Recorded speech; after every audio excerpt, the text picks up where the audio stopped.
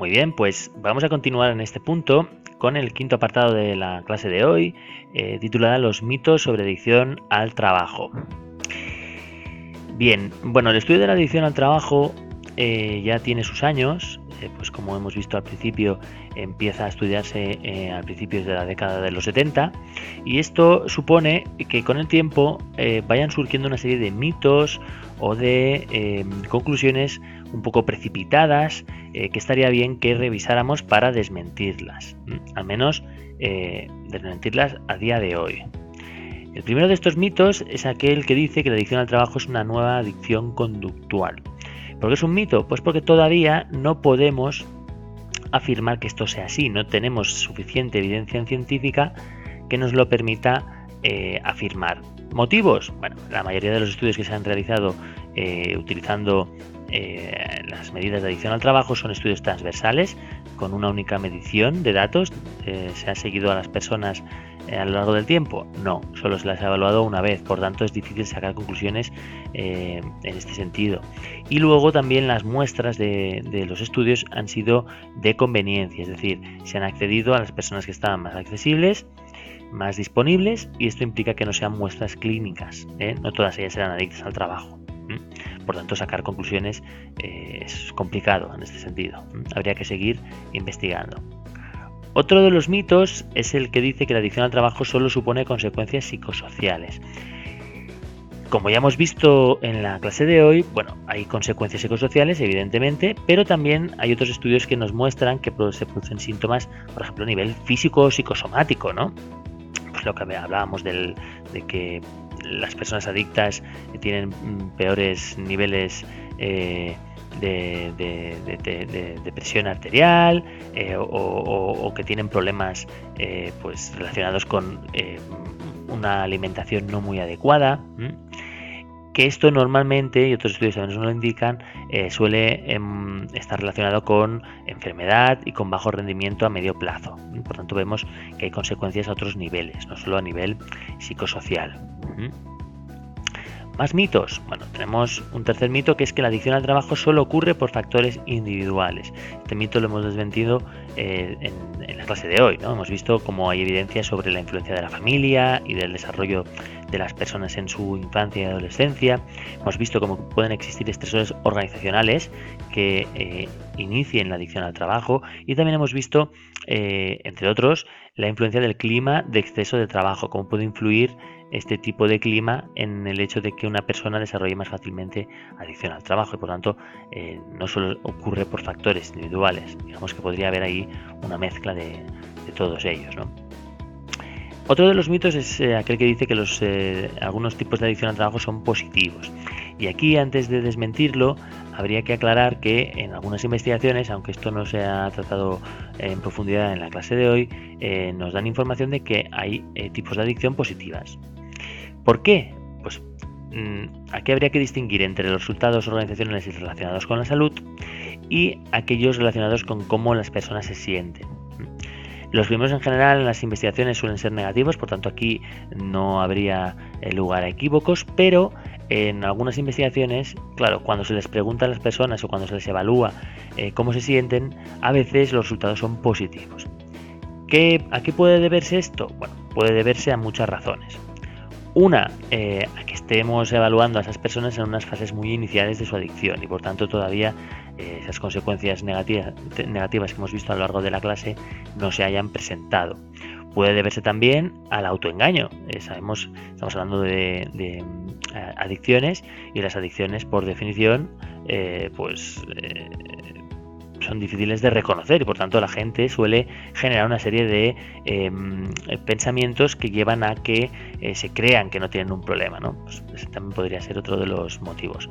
Lo que tenemos claro es que una adicción, y en concreto una adicción al trabajo, nunca va a ser positiva. Otro mito es aquel que dice que la adicción al trabajo es una función del tiempo dedicado a trabajar, un mito que también podemos desmentir después de lo visto en la clase de hoy, ¿no? Ya hemos visto que lo fundamental, además de trabajar mucho, es cómo siente la persona que trabaja. Es decir, esa persona puede dejar de trabajar sin sentirse mal, sin sentirse culpable, sin estar pensando continuamente en trabajo. Si es así, pues eso no será adicción. Si tiene esa compulsividad, esa imposibilidad de desconectar, en esos casos sí que estaríamos hablando de adicción al trabajo. Y el último de los mitos que vamos a ver es el de que la adicción es resultado del etiquetado patológico de nuestra sociedad, que nunca se reconocerá en el TSM, ¿no? En el manual de desórdenes clínicos, ¿no? Bien, este está muy relacionado con el primero, que decía que era una adicción conductual, la adicción. Este es justo el contrario, aquí dice que nunca se reconocerá. Bien, aquí tenemos que plantearnos que sí que existen ya reconocidas otras adicciones en el manual DSM, en concreto en el 5, la ludopatía y la adicción a los videojuegos ya están incluidas, y esta última es curioso porque su investigación empezó más tarde que la de la adicción al trabajo, a principios de los 80, cuando la adicción al trabajo ya hemos visto que empezó a principios de los 70. ¿Por qué una se incluye entonces y la otra no? Bien, lo hemos comentado ya cuando hemos desmentido el primero de los mitos. La investigación en adicción al trabajo se ha realizado desde una perspectiva organizacional y ha sido muchísimo más sencilla, transversal, no tan experimental y por tanto con resultados más cuestionables. Sin embargo, la adicción a los videojuegos, que sí que está incluida, recordemos, en el DSM-5, pues ha sido investigada desde un punto de vista más clínico y por tanto con resultados de más calidad que nos han permitido a los investigadores concretar con más claridad que efectivamente podría ser una adicción conductual. Así que lo desmentimos porque de momento no se puede afirmar que esto vaya a ser así, pero tampoco se puede afirmar que va a ser lo contrario. Visto todo esto, nos podemos hacer la pregunta de qué podemos hacer para aumentar la calidad de las investigaciones. Y aquí, pues es sencillo, ¿no? Proponer mejoras, ¿no? Por ejemplo, incluir más estudios longitudinales en los que se lleve un seguimiento del adicto o la adicta al trabajo. Registrar datos objetivos sobre la salud de las personas, no tanto subjetivos en plan cómo te encuentras, sino cuáles son tus niveles de colesterol, cuál es tu tensión arterial, etcétera. Estudiar correlatos neurobiológicos y genéticos relacionados con la adicción al trabajo para ver si hay algún patrón que nos permita determinar si hay una predisposición a padecer la adicción al trabajo. Y realizar estudios más experimentales sobre síndromes de abstinencia, los sesgos cognitivos, estos relacionados con los autoengaños de los que hablábamos antes, que pueden estar produciéndose, y también comprobar los efectos de los tratamientos, si funcionan y reducen adicción en aquellos casos en los que se trata a los adictos. Y por último, realización de estudios 360 que se llama, ¿no? Pues aquellos en los que se incluyen no solo a personas adictas al trabajo, sino también a sus compañeros de trabajo, a familiares, amigos, etcétera, para tener una visión más global. Y estos son los mitos de la adicción. Ahora, ¿qué vamos a hacer? Bien, en la sesión anterior vimos o intentamos utilizar los modelos, algunos de los modelos teóricos de explicación del estrés que habíais visto en sesiones anteriores para explicar el tecnoestrés y el burnout. Ahora os pido que hagáis lo propio con el modelo de demanda de recursos laborales, pero aplicado a la adicción al trabajo. Así que ahora podéis detener el vídeo, lo intentáis explicar, cómo lo relacionaríais, y después podéis ver la solución que voy a dar a continuación.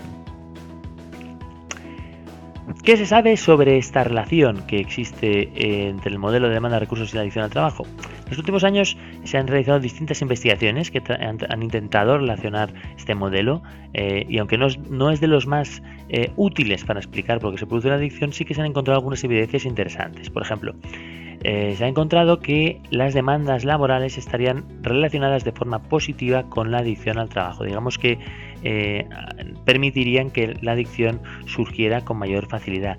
Y aquí habría que hacer una nota aclaratoria, y es que las demandas laborales pueden distinguirse en demandas reto y demandas amenaza. Las demandas reto serían las que estarían relacionadas con la adicción al trabajo, es decir, el tener cierta sobrecarga temporal, cierta sobrecarga de trabajo cuantitativa. Este tipo de demandas, este ambiente de mucha presión en el trabajo puede hacer que las personas que tengan predisposición a desarrollar una adicción al trabajo la desarrollen con más facilidad. Y también se ha visto una relación negativa de los recursos laborales. Y esto lo voy a poner un poco en duda, porque sí que es cierto que en distintos estudios se ha visto que el apoyo social se relaciona de forma negativa con la adicción al trabajo, es decir, cuanto menos apoyo de los compañeros existe en el ámbito laboral, más probable que surja la adicción al trabajo. Se ha intentado explicar desde el punto de vista de que el apoyo social sería como un factor protector, que en el caso de haberlo sería más difícil que existiera esta adicción, pero en uno de los últimos estudios que se han realizado y que no he incluido en esta diapositiva, es del 2018, aquí sí que se apunta que el control podría fomentar la adicción al trabajo. En este caso estaríamos hablando de que el control es un recurso y por tanto habría una relación positiva. Esto todavía está un poco en el aire, por tanto de momento vamos a concluir que la relación es negativa, pero siempre teniendo en cuenta esto, ¿no? Otros estudios también han encontrado que la adicción cumpliría un papel de mediador total entre las demandas y el agotamiento, es decir, para que se produjera ese agotamiento tendría que haber signos de adicción en las personas. Esto también habría que seguirlo estudiando. Pero bueno, aquí tenéis cómo puede relacionarse la adicción con el modelo de demanda de recursos, cómo nos permite explicar por qué se produce la adicción. Y por último, para concluir, bueno, simplemente aquí os tenéis que plantear qué es lo que habéis aprendido en la sesión de hoy. Aquí os presento un resumen de todo lo visto. Recordad, la adicción al trabajo se caracteriza por el trabajo excesivo y el compulsivo. Hay una serie de factores individuales, organizacionales y sociales que pueden estar contribuyendo a esta adicción al trabajo. Ahí los veis todos. Los hemos visto durante la clase de hoy. Que puede haber algunas consecuencias que se consideren positivas, como la satisfacción laboral, el flow, el respeto, pero que realmente estas consecuencias, entre comillas, positivas, lo que están haciendo es incentivando que se produzca todavía más adicción, que se entre en ese círculo vicioso y que empiecen a generarse todas las consecuencias negativas asociadas que hemos visto, ¿no? Las sociales, con los problemas con compañeros, amigos y familiares, las físicas, como problemas para conciliar el sueño, agotamiento, problemas de salud, y las emocionales, como la ansiedad, la culpabilidad o la tristeza. Tened en cuenta que existen una serie de mecanismos de autorregulación que permiten que se mantenga este círculo de la adicción, que son la negación y la justificación. Y con esto, pues todo lo que os quería comentar sobre adicción al trabajo. Espero que hayáis disfrutado de la sesión. Recordad que tenéis esta información y otra en la guía de intervención de adicción al trabajo que podéis adquirir a través de la página web de la editorial Síntesis. Y bueno, ya sabéis, podéis encontrarme al otro lado del correo electrónico. Pues, si necesitáis escribirme con dudas sobre la sesión de hoy. Un placer, un saludo.